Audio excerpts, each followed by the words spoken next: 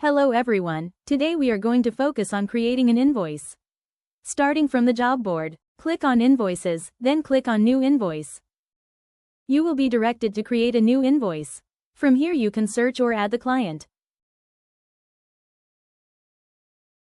Then proceed to add the parts for this invoice. Once the parts have been added, proceed to add the labor.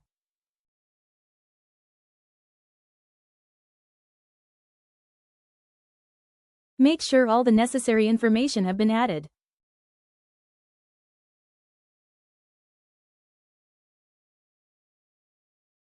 Then proceed to save the invoice.